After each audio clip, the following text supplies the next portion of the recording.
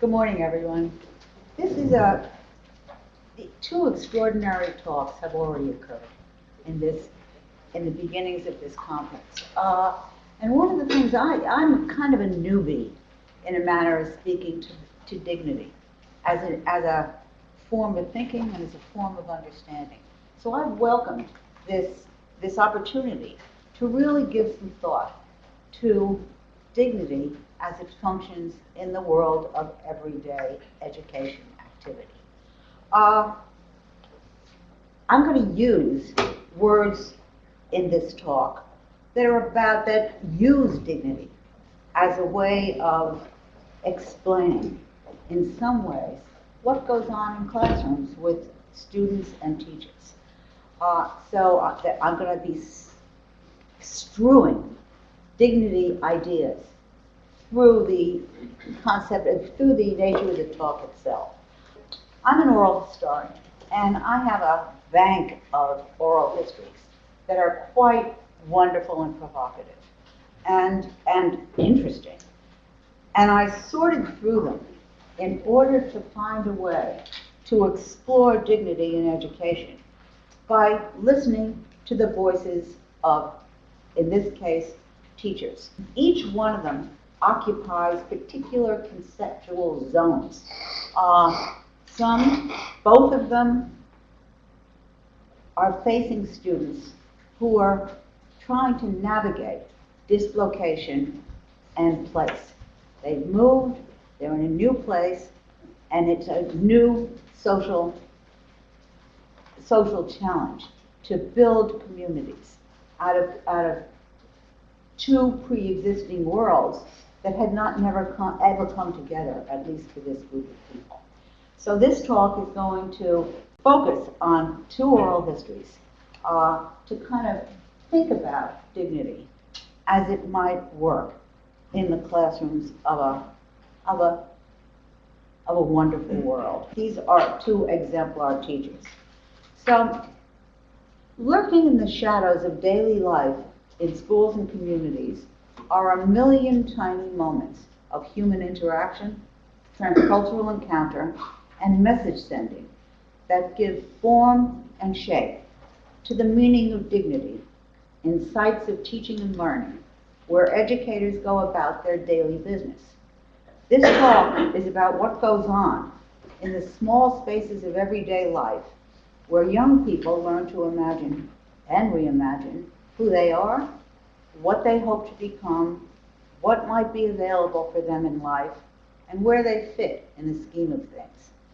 The talk centers on the social and educational practices of two exemplary dignity workers and educators who go about their professional lives in the cracks and crevices of school and community life, where dignity languishes, dignity violations are everyday occurrences, and education and justice workers, like these teachers, labor to mute the force of adverse circumstance for generations of dispossessed, status-degraded, impoverished, physically challenged, culturally assaulted young people. Each of the teachers represents a distinct type of dignity worker. Sonia O'Connell is one of an evolving generation of border-crossing classroom teachers who have spent professional lifetimes as second language learning teachers in transculturally congested, sometimes high-conflict education zones in different parts of the world. Out of the burdens of their lived experience as learners, educators like Sonia have developed and deployed an array of transcultural repertoires and teaching practices that privilege dignity as a philosophy of thinking, a prescription for action, and the ultimate outcome of a worthy educational system. Ome Congo Dibinga, a second-generation Congolese American, is a trilingual poet, a musician, a positive rapper who writes, raps, and performs in English, French, and Swahili. He is a community activist, a motivational speaker, a consummate performance educator, much like the young people that we watched at the beginning of this conference. Performance educators. For Ome Congo, The stage is a pulpit, a platform, and a staging ground for the distribution of politically and culturally empowering messages and dignifying forms of political, cultural, social, and economic critique. Through his art and his craft, Ome Congo reaches deeply into the cracks and crevices of small communities where dispossessed and alienated young people all around the world struggle to create dignifying identities, sites of belonging, connections to like-minded friends, and networks of people who understand their hopes and dreams. No matter whether they are school teachers like Sonia or performance educators like Ome Congo, dignity exemplars seek an equal distribution of dignity across boundaries of race, class, gender, ethnicity, generation, and spiritual belief. For them, dignity is a first principle, a birthright, a form of human capital, an economic strategy, a political principle, and a fundamental driver of human capability. These are their stories, and they'll be peppered with their words. Sonia O'Connell has been an inhabitant of multiple linguistic and cultural universes for all of her life. She grew up as a cultural and linguistic double, the daughter of a dark-skinned Nicaraguan mother and an Irish father in a bilingual family and in the company of a gregarious, close-knit, Spanish-speaking community in a barrio of San Francisco. She attended an English-only Catholic elementary school where she encountered a phalanx of language police who demeaned, dismissed, and prohibited the use of Spanish, dishonored her linguistic versatility, and transmitted a message that the language and cultural habits of her household and community were inferior, un-American, and culturally unacceptable. In fact, she didn't need to learn to read or write Spanish until after she had graduated from high school and double majored in UC Berkeley in French and Spanish literature. Sonia was also a recipient of an array of dignity violations that complicated her sense of identity and her pride of place. On a bus with her dark-skinned mother, Sonia was reprimanded for calling her mommy, apparently on a mistaken notion that her mom had to be her babysitter. She heard a parent describe her as one of them when they were waiting in a line register for kindergarten. In high school, she says, I was a spick. I was too white in one context and too American in the next. I tried to figure out where I fit in. I didn't know who I was. I was always on the edge. Sonia's early experience as a cultural and linguistic double initiated a lifelong struggle to fashion empowering sites of belonging for young people who, like her, didn't quite fit in. She entered the teaching profession in 1987, at a time when the numbers of new immigrants were growing exponentially, the landscapes of diversity in the United States were becoming ever more complex, and school districts around the country were scrambling to find linguistically versatile, culturally bifocal, and well-schooled teachers. Sonia was recruited into the Houston, Texas Independent School District, enrolled in an alternative teacher education certification program, and discovered what she describes as a whole new world of a multicultural education practice that would transform the contours of second language teaching and learning and the organization of group work as she had known them growing up. She took charge of Spanish immersion classes for monolingual Spanish-speaking students. She used Spanish language instructional materials. She created a family-like, face-to-face, informal education environment that meshed in with the way that children communicated at home. She eliminated competition between students and substituted group learning approaches instead. She combined listening, reading, writing across the disciplines, speaking, listening, reading, and writing across the disciplines, and created whole units with everything connected. She explained it all to me in this way. You have to teach ecologically, cooperatively, and collaboratively in order to do well in mainstream classes. And they did, she remarked with a smile. Sonia emerged from the Houston school system in 2000 as a dedicated advocate of bilingual education, family-like school environments, cooperative learning instructional strategies, and culturally responsive pedagogies. She took off for Equatorial Guinea for a year, taught physics and Spanish, and adopted a breathtakingly innovative transcultural dimension into her evolving repertoire as an ESOL teacher. The need to understand the habits of heart, mind, and association that students had learned before they arrived in the United States. She found the most challenging school imaginable to embark on such a journey. In 2005, Sonia has taught at the Catherine T. Reed Elementary School in Prince George's County. C.T. Reed is a zone of cultural congestion, a dazzling site of transcultural encounter where students and people from different parts of the world have to navigate the intersections of race, class, gender, ethnicity, tribe, nation, generation, and belief on a daily basis. Just the sort of place that would where it would be possible to initiate a dialogue of the kind that we heard about from Dr. Conley. C.T. Reed is a global microcosm.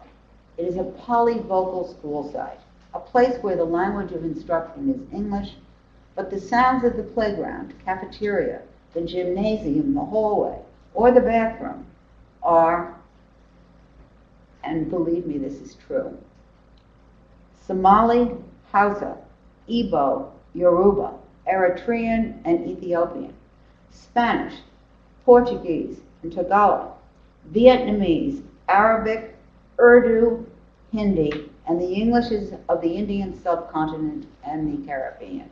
It is the site of new global communities in the making, I believe. Sonia is one of two ESOL specialists with a room of her own, and as it has happened, a unique perch to apply her newly minted skills as an oral historian to learn about the habits of heart, mind, and association that students have brought from their far distant home, and learned she has.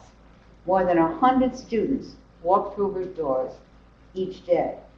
The four walls insulate each child from the relentless pressures of test-taking, the travails of learning a new language, the bullying that punctuates each day, and the sense of outsiderness that the school community too often presents to them.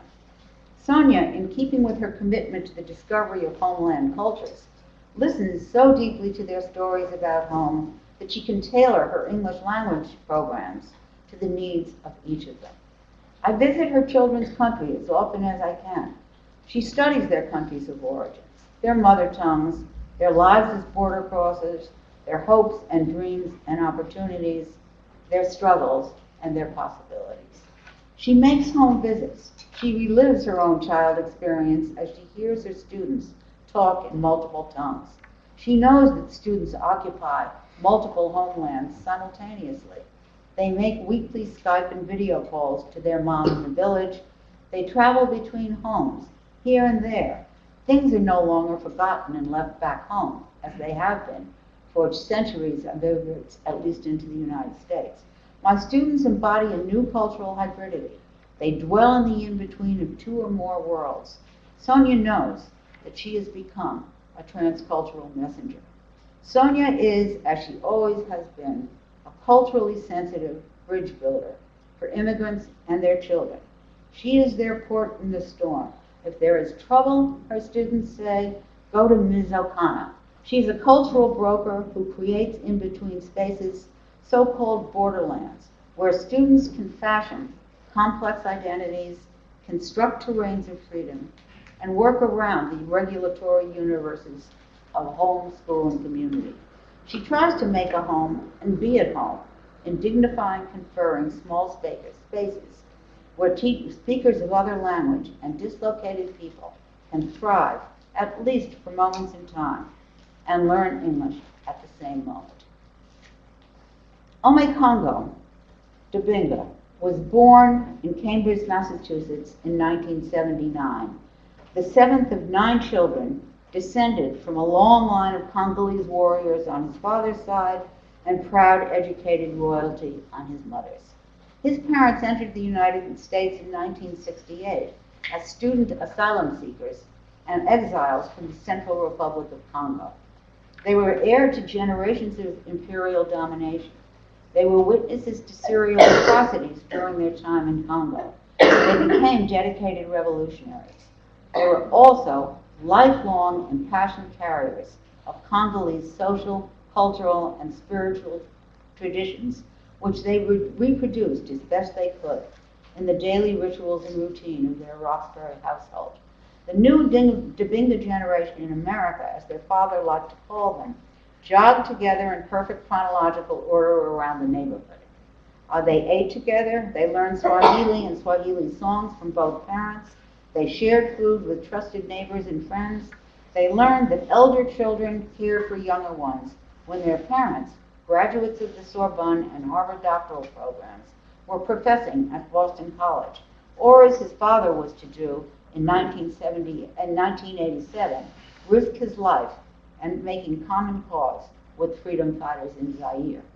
For Ome Congo, my house, he remembers, was my best zone growing up, a haven from an assortment of dignity-sapping degradations, brutalities, and name-calling, which punctuated his life growing up on the violent streets of Roxbury, Massachusetts in the 1970s and 1980s.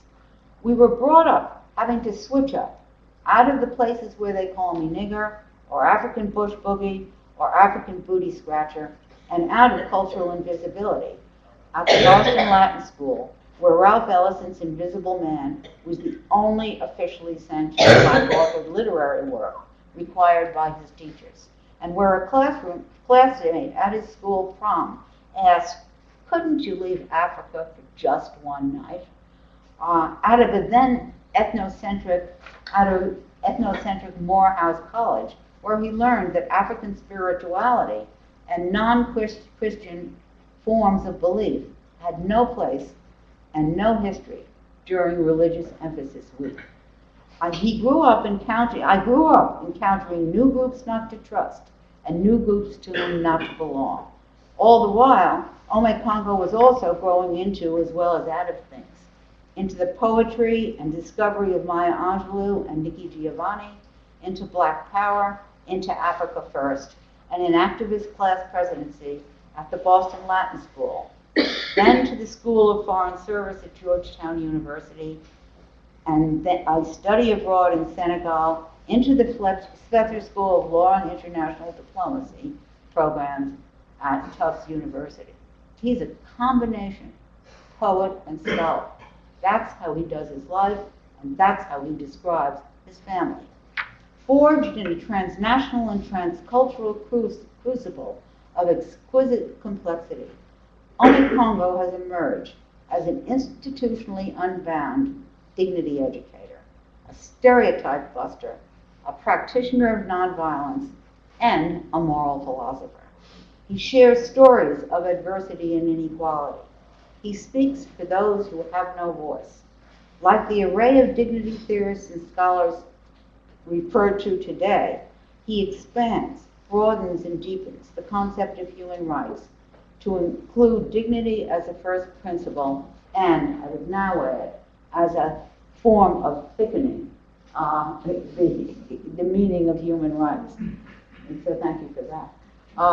Like the young people he seeks to reach, Ome Congo is a person in possession of a diasporic identity, a tightly knit connection to multiple communities in the world, and to his family homeland that he has only visited once in 2002 when he worked in a refugee camp in the capital city of Kinshasa.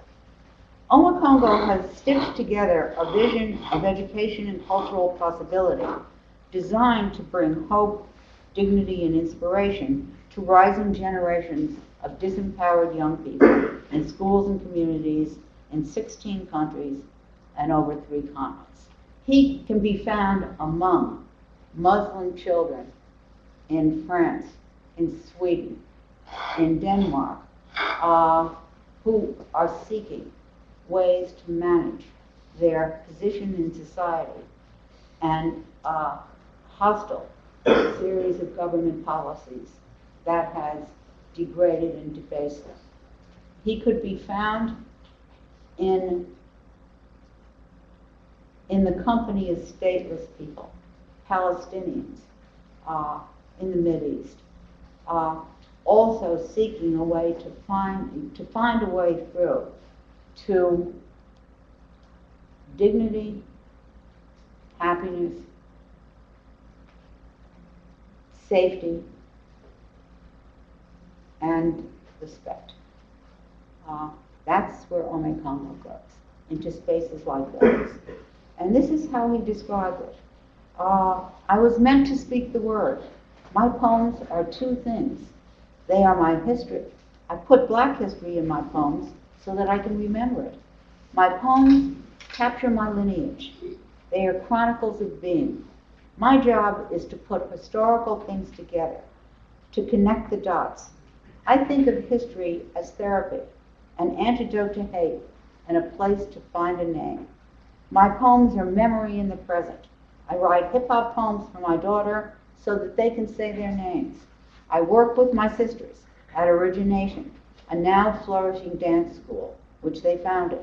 I write poems about my wife and my mother and a Boston Marathon event and a genocide here and a war there and a fight for bilingual and gay rights in yet another place. He writes and creates CDs and inspirational books.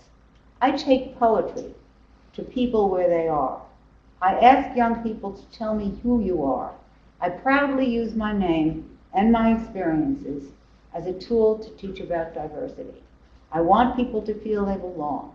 You can call me African, Congolese, American, Bostonian, and now I am Ome Congo. And he's out of town, but this is the way he says it, and this is the way he amplifies the voices of the people he seeks to help.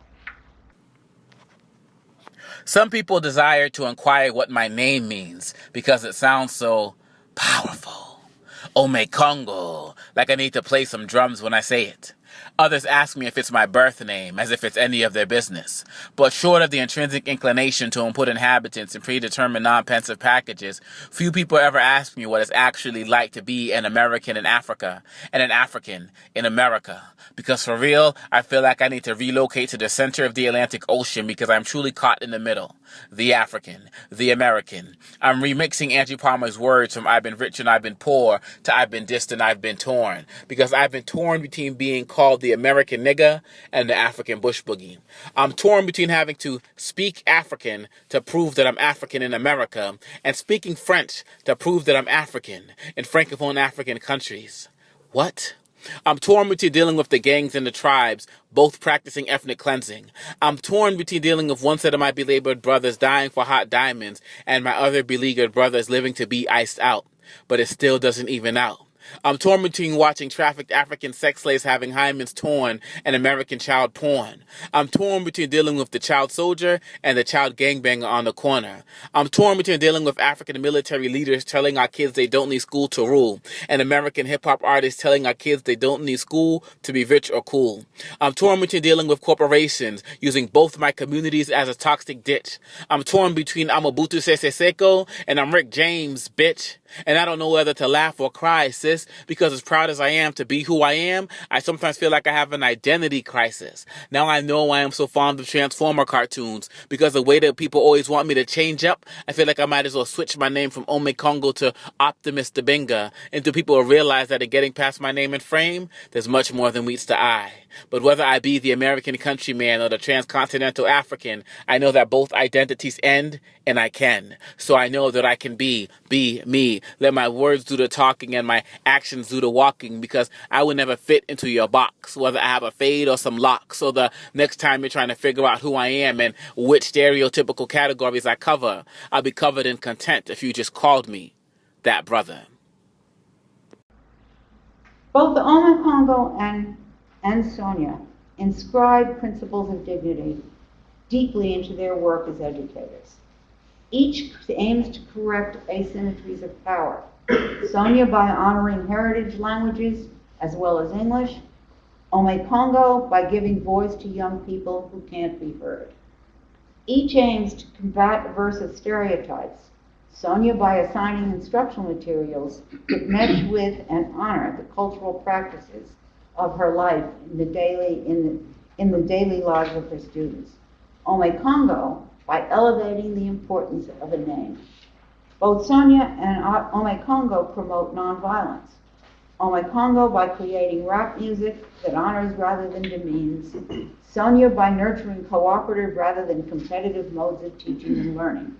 Both Sonia and Ome Congo celebrate and nurture human solidarity. Ome Congo by making common cause for those he cannot see. Sonia by dwelling in the experiences of others every single day. Both Sonia and Ome Congo honor diversity. Sonia, as she organizes face-to-face instructional strategies, makes home visits, accompanies parents and students to disciplinary hearings, and tries to explain the importance of polygamy, cross-border child rearing, and other unfamiliar cultural forms and social practices. Ome Congo, as he invents language that inspires. Be an upstander, not a bystander. Go with your greatness. Free your mind. As educators, both Sonia and Ome Congo work to encourage dialogue, to bring together communities around the world. For them, dignity is not only a universal human need, a fundamental human characteristic, a political right, a condition of human capability, or an emotional condition, or simply a mental entitlement.